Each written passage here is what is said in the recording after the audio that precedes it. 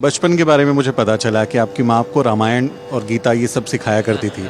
आप अपने पड़ोस में जो है दिल्ली में रामलीला में किरदार करते थे, फिर अपने जी टीवी के रामायण में राम का किरदार भी किया। तो एक यात्रा राम से शुरू होकर बुद्ध की तरफ आई। क्या कारण रहे, क्यों आप बुद्ध की तरफ बढ़े? परिवार में, मैं हिंदू परिवार में पला बड़ा और बुद्ध के बारे में पढ़ा। मुझे बहुत ज़्यादा इंस्पिरेशन मिला और मुझे लगा कि इस दुनिया में सबसे जो ज़रूरी चीज़ है वो एक अच्छा इंसान बनना है। हिंदू राष्ट्र, रामराज, तमाम तरीके की बातें हो रही हैं। भविष्य के तौर पे आप बुद्ध धर्म को और बौद्ध विरासत को क्या टकराव की तरह देखते हैं, या लगता है कि हम लोग जो हैं सौहार्द के साथ में जो खतरा मंडरा रहा है उससे निपट सकते? हमें अपना काम करना है। हम अपना काम करेंगे, चीज़ें अपने आप अच्छी होती हैं। तो कहते हैं 2 लाइनें, अपनी लाइन बड़ी करनी है, दूसरी लाइन छोटी ऐसे ऑटोमेटिक हो जाएगी। नमो बुद्धाय, जय भीम। द न्यूज़ वीक की इस खास पेशकश में आपका स्वागत है। आज खास मुलाकात में हमारे साथ मशहूर कलाकार, एक्टर, अभिनेता और आजकल धम्म की प्रचार में लगे हुए गगन मलिक साहब हैं। गगन मलिक साहब, ये जो वेश है, ये इसके पीछे क्या कहानी है? क्या आपका ये अभी कहें कि अनुभव रहा है, उसके बारे में बताएं जरा। नमो बुद्धाय, जय भीम। ये एक जर्नी है जो बहुत पहले मैंने शुरू की और मेरे जीवन का अब एक ही सपना है कि बाबा साहब का सपना पूरा करना। जो रिवाइवल ऑफ बुद्धिज़्म उन्होंने 1956 में शुरू किया था, उसे पूरा करना। वो उसकी जो धम्म की जो गति है, जो फैलाने की, वो बहुत ही कम है आज की तारीख में। तो मुझे लगा कि कहीं ना कहीं मुझे ये कोशिश करनी चाहिए कि धम्म का प्रचार प्रसार भारत में बहुत अच्छे से हो, ताकि एक अच्छा और अच्छा सभ्य और इंटेलिजेंट जो है ये देश बन सके और पीसफुल हो सके।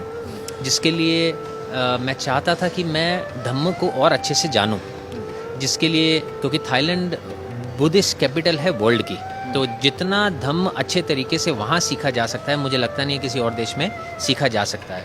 और जब आप एक भिक्षु के रूप में उसे सीखते हैं तो उसकी बात कुछ अलग रहती है।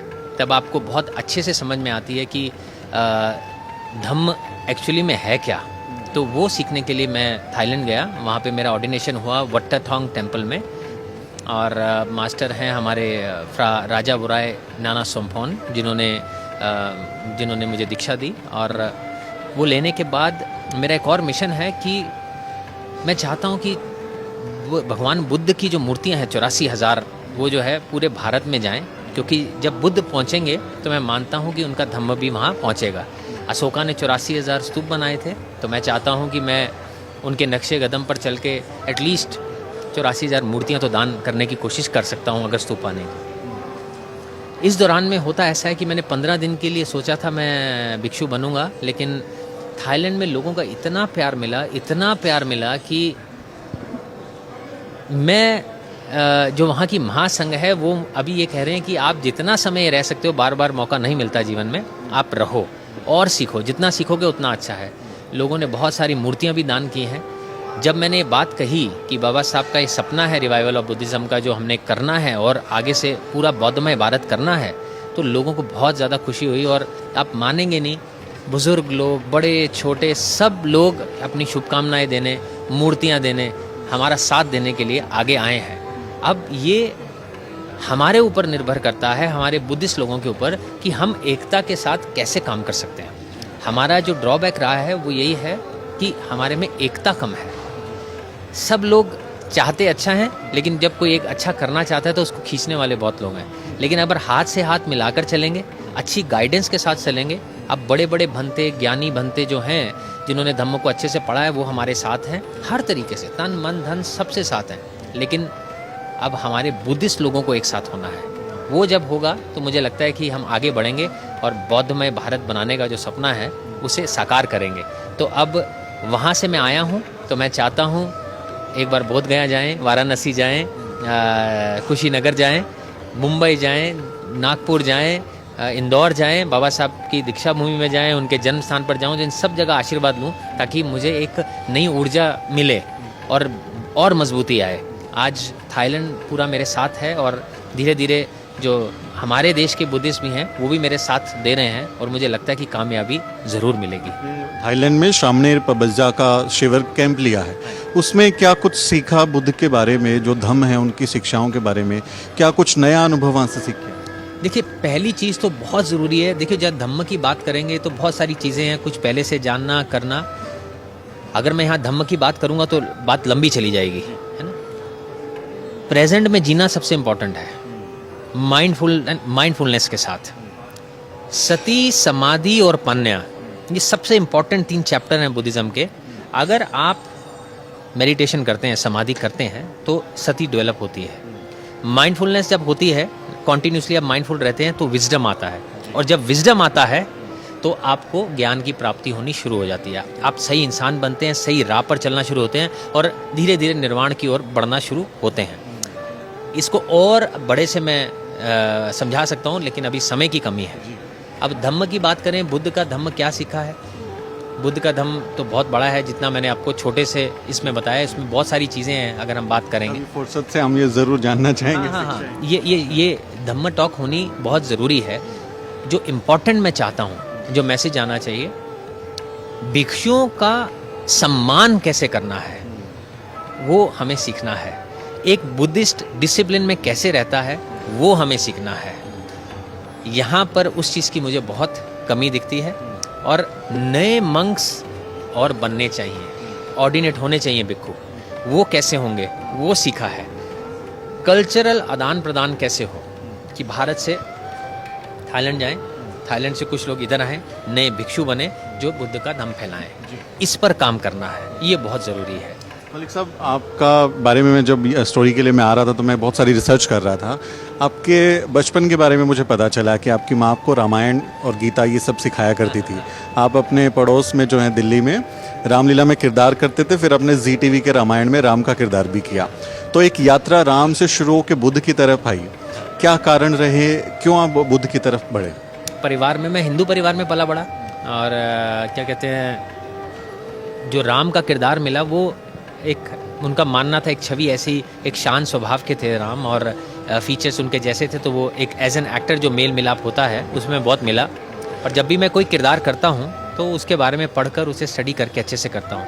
मुझे अच्छा लगा, वो किरदार किया मैंने, और बचपन में बहुत बार रामायण की, रामलीला में भी राम करता हूँ। वो मेरा काम है, मेरी जीविका है एज एन एक्टर।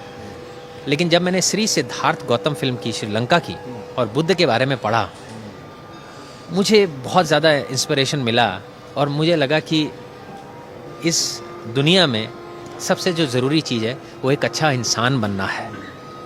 उसमें सुपरस्टिशन की या और जो जिसे कहते हैं कि ब्लाइंड फेथ की उन जगहें नहीं है। बहुत ही ज़्यादा प्रैक्टिकल है बुद्धिज़्म, और जिसे मैं इंस्पायर हुआ, और मैं श्रीलंकन में मैंने बौद्ध धम्म को अपनाया। और उसके बाद मैंने सोच लिया कि अगर मुझे कंप्लीट बुद्धिस्ट बनना है तो मुझे धम्म का प्रचार प्रसार करना ही होगा।